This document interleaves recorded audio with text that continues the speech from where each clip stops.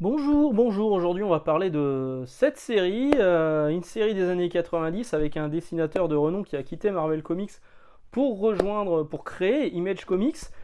Alors en fait non, je vais pas parler de Cyberforce, je vais en parler un tout petit peu, mais je vais surtout parler de... Je vous sors lequel? Je vous sors celui-ci, voilà le premier. Wildcats, alors... Wildcats, je vous avais dit qu'il y aurait des grosses annonces pour la fin d'année chez Urban. On en reparlera cette semaine et sans doute un petit peu aussi la semaine prochaine. Ça, c'est la première grosse annonce qui est à retenir et qui, moi, quand j'ai entendu ça, j'ai eu le sourire jusqu'aux lèvres et je me suis dit, ils m'ont refait la journée. Le retour de Wildcats en français. Alors, c'est un. Le retour de la série d'origine, parce qu'il y aura deux tomes qui vont s'appeler Origine, et surtout dû au fait qu'en décembre, on aura un mois spécial Alan Moore. Et dans le mois spécial Alan Moore, Urban a décidé de sortir Wildcats, un volume qui va s'appeler Wildcats Evolution, avec tous les épisodes scénarisés par Alan Moore, donc c'est les épisodes 21 à 34, plus quelques pages du numéro 50, plus le Wildstorm Spotlight spécial Majestic. Un gros volume qui sortira le 24 novembre de 432 pages à 35 balles, avec tous les épisodes de Alan Moore. Alan Moore, ça a démarré en France sur ce Wildcats numéro 14, 21, pardon, je dis une connerie, le 14 c'est la fin de Jim Lee. 21 qui était publié dans le numéro 11 de la série Sémique, qui est de mémoire le dernier numéro de la série Wildcats, publié dans sa version intégrale. Ensuite, on aura des épisodes de Wildcats dans d'autres revues chez Sémique, ou alors chez Panini. Il y a eu aussi deux volumes chez Panini. D'ailleurs, les épisodes d'Alan Moore ont déjà été publiés dans deux volumes chez Panini, en 2009 et 2010. Avec les épisodes 21, les épisodes 21-34 et le numéro 50, ils étaient dedans. Donc en fait, ces deux volumes de chez Panini, si vous les avez déjà, pas tellement d'intérêt d'acheter le volume spécial Alan Moore, mais par contre, il y a un gros intérêt, c'est d'acheter les deux autres tomes qui vont s'appeler Wildcats Origin, avec les premiers épisodes de Wildcats. Tous les épisodes dessinés par Jim Lee sont là. Alors, Jim Lee, mais parfois aussi il y a quelques autres dessinateurs qui viennent se greffer dans le lot. Ceux d'Alan Moore sont dessinés par Travis Charest en grosse partie, mais il y a aussi d'autres dessinateurs. Donc là, on aura les 13 épisodes dessinés par Jim Lee dans deux volumes à 24 euros qui seront publiés le 17 novembre, donc une semaine avant celui sur Alan Moore. Le premier tome fera 288 pages, le deuxième fera 296 pages. Et là se pose une question. Donc du coup, vous aurez les épisodes de... Alors, Wildcat, c'est hyper cool, hein. C'est du grand Jim Lee. C'est Jim Lee... C'est Jim Lee quand il sortait des X-Men et qui s'est dit je vais me lâcher, je vais faire ce que j'ai envie de faire. Et c'est hyper cool, c'est hyper badass, c'est parfois pas très très recherché au niveau du scénario. C'est pour ça que d'autres scénaristes sont venus se greffer. Au début c'était Brandon Choi et Jim Lee, sont venus se greffer comme James Robinson. Ne cherchez pas les épisodes de James Robinson chez Urban Comics, ils ne les sortiront pas, tout du moins pas pour le moment, ils ne sont pas prévus. Donc des épisodes qui sont vraiment très très cool. Donc James Robinson, Alan Moore, effectivement on en a parlé. Hop, on voit déjà qu'il se profile quelque chose dès ce numéro-là. Voilà.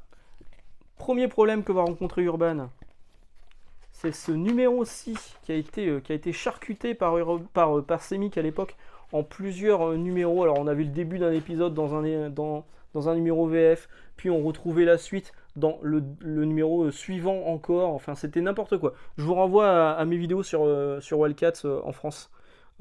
Que je vais mettre en commentaire, hein, du coup, que je vais mettre en description de la vidéo. Donc vous voyez, il y a ce problème-là. Hein. Panini. Urban va devoir faire les choses correctement pour pas nous faire comme ils avaient fait sur Nightwing. Récemment, il y a un épisode de Nightwing dans le tome 2 où tout était en plan séquence et aux États-Unis, l'épisode en floppy était sorti comme ça, on le dépliait. Par contre, en trade paperback, il est sorti comme Urban l'a proposé, mais ils ont proposé un QR code afin de voir sur son téléphone toute la version dépliée de cet épisode qui était plutôt cool. Ce que j'espère, moi, c'est qu'on aura vraiment des pages comme ça à déplier sur la version Urban. Ça serait vraiment dommage et qu'il n'y aurait pas juste les pages comme ça collées l'une à côté de l'autre classiquement avec un QR code pour voir le truc comme c'était pensé. Ça serait vraiment dommage. C'est vrai que ça c'est une question que j'aurais dû poser et j'ai pas pensé à la poser. Parce que c'est vrai que ça, moi ça je l'ai appris il y a une semaine. Il y a une semaine au moment où j'enregistre. J'aurais pu vous faire une vidéo teasing en disant oh là là, qu'est-ce que j'aimerais que Wildcats revienne en France, ça serait tellement cool. Et une semaine après, hop, comme par hasard, Urban annonce annonce le Wildcats et j'aurais pu dire, ah, ils m'ont écouté. Voilà, voilà. Donc, premier problème, cette espèce de dépliage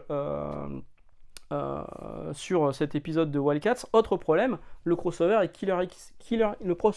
je vais y arriver, pardon. Le crossover Killer Instinct, qui est écrit là, de Wildcats avec Cyberforce.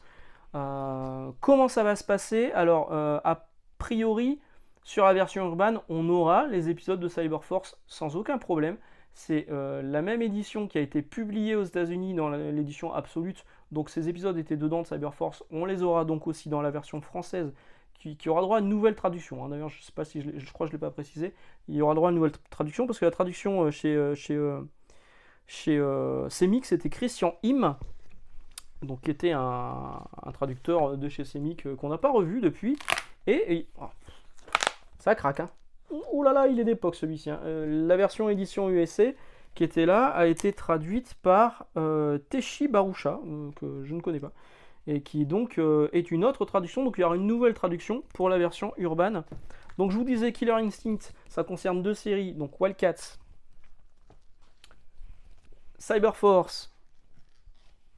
On revient sur Wildcats pour quelques épisodes en plus, hein, vraiment quelques pages et demie. Regardez, c'est écrit suite, c'est sur la 2e de couverture, c'est carrément imprimé sur le carton. Semix avait fait n'importe quoi à l'époque, n'importe quoi. Donc du coup, la version urbaine, elle est vraiment la bienvenue. Et juste une page derrière, on a ça, et c'est écrit suite du crossover dans Cyberforce 2. Et boum, on enchaîne sur un autre épisode de Wildcats qui a plus vraiment de rapport. L'épisode 7, l'épisode 8. Et l'épisode 9, à l'époque, j'ai envie de dire Panini à chaque fois, non, Semix avait découpé les trucs, et donc la fin, on l'a dans un épisode de Cyberforce, le Killer Instinct épilogue. Donc pour la version française chez Urban, aucun souci. On aura les épisodes de Wildcats et les épisodes de Cyberforce, ça c'est cool.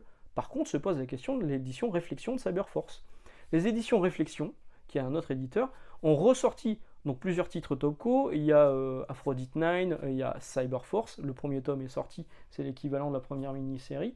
Et le 2e tome devait intégrer les premiers épisodes de Cyberforce et les épisodes de Wildcats en lien avec Killer Instinct. Urban, a priori, n'était pas au courant de ça. Donc, ils doivent se rapprocher des éditions Réflexion pour savoir s'ils ont vraiment légalement le droit de publier les épisodes de Wildcats. Après tout, tout ce qui est Wildstorm, ça appartient désormais à DC Comics, donc c'est Urban qui a les droits en France, qui a la priorité sur les droits. Et du coup, la question se pose, est-ce que vraiment les éditions Réflexion... le 2e tome de Cyberforce devait déjà sortir il y a quelques mois, il a été décalé. Est-ce que c'est pas justement pour ça qu'il a été décalé?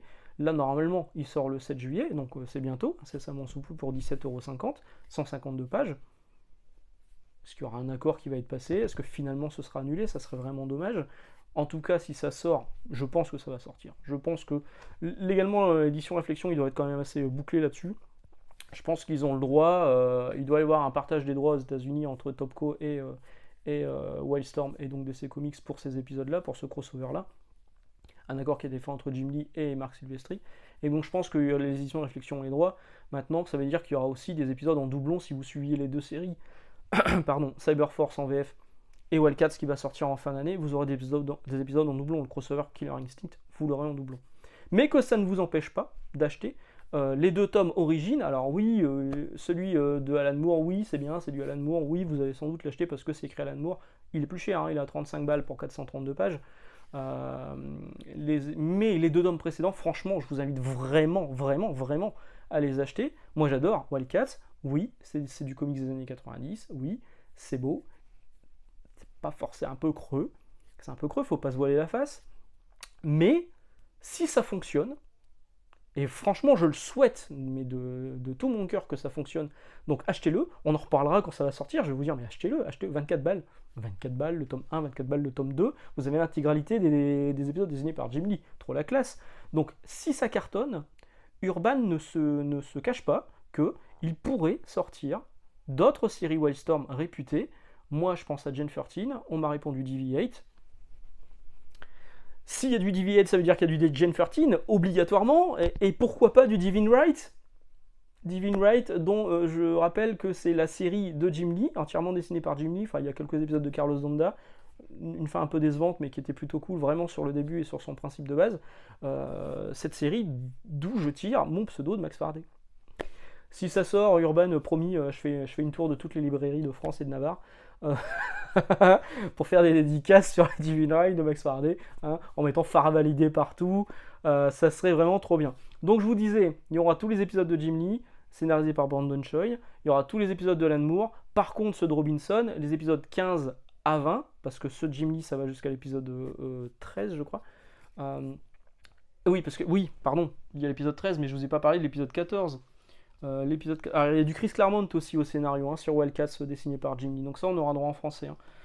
Cette couverture de ma boule, j'aime beaucoup. Je l'ai en VO dédicacé.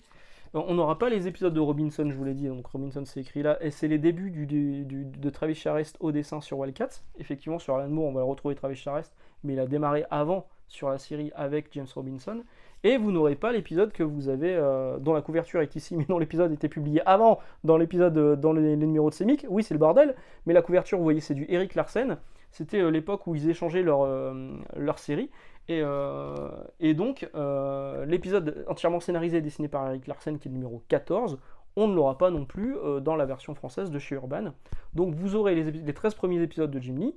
Vous aurez les épisodes 21 à 34, plus quelques pages du numéro 50 scénarisés par Alan Moore. Mais les épisodes 14 d'Eric Larsen, 15 à 20 de James Robinson, on ne les aura pas pour le moment, c'est sûr. En tout cas, si ça fonctionne, encore une fois, il faut que ça fonctionne. On aura sans doute d'autres titres à venir chez Urban venant de chez Wildstorm. Et ça, c'est plutôt cool. Alors, par contre, petit bémol, moi j'attendais qu'Urban communique. Et au moment où j'enregistre cette vidéo, Urban a communiqué sur Wildcats. Parce que j'essaie de jouer le jeu, parce qu'on m'a déjà tapé sur les doigts en me disant non, il faut pas communiquer, machin, le calendrier des sorties. Ok, je suis pas là pour faire du mal à personne, donc je communique pas. Par contre, d'autres personnes ont communiqué. Alors, Amazon a balancé toutes les informations de fin d'année dès samedi, j'enregistre lundi, dès samedi, ça a été balancé, tout le week-end. Tous les gens m'ont envoyé des messages en me disant « Oh là là, trop bien, t'as vu ce qui sort et tout ?» Oui, bah oui, je le savais en fait, mais je pouvais pas, enfin, je ne souhaitais pas en parler tout de suite. Et évidemment, d'autres youtubeurs, anciennement libraires, vu que, voilà, on en a parlé déjà, en ont fait 25 vidéos pour dire regardez ce qui sort chez Urban, regardez, Wildcat, je suis content, je l'avais dit. C'est pas cool. Je veux dire, moi on me dit faut pas communiquer, essayons de respecter un petit peu le calendrier de sortie prévu par Urban. Et je savais qu'il devait communiquer cette semaine, donc cette vidéo était prévue pour cette semaine. Mais à côté de ça, moi on vient me taper dessus, et sur d'autres on ne dit rien, et ça m'agace un tout petit peu. C'est le petit bémol de fin de vidéo. À côté de ça, ça fait plusieurs fois que je le dis, mais c'est pas grave. Achetez Wildcats quand ça sortira, Wildcats Origine les 2 tomes. Achetez celui d'Alan Moore si vous voulez. Moi, ma préférence ira clairement vers les épisodes de Jim Lee, mais peut-être que si ça fonctionne vraiment bien, et par la suite on aura aussi les autres épisodes, la relance qui était par Lobdell et Charest était incroyable, non pas au niveau du scénario, mais au niveau du dessin. Charest n'a jamais été aussi bon que sur la relance de Wildcats par Lobdell et Charest, et on avait aussi des épisodes dessinés par Shane Phillips, et je ne sais plus qui était au scénario. C'est con, hein. C'est con, mais j'espère qu'on aura une suite, et je le souhaite vraiment. Voilà, sur ce, je vous souhaite une excellente journée, excellente lecture. On parlera encore d'Urban jeudi, on parlera encore d'Urban la semaine prochaine, pour parler un petit peu des grosses sorties de fin d'année, de leur calendrier de fin d'année qui est vraiment, vraiment cool. Donc à jeudi, à dimanche, à mardi, à quand vous voulez. Ciao.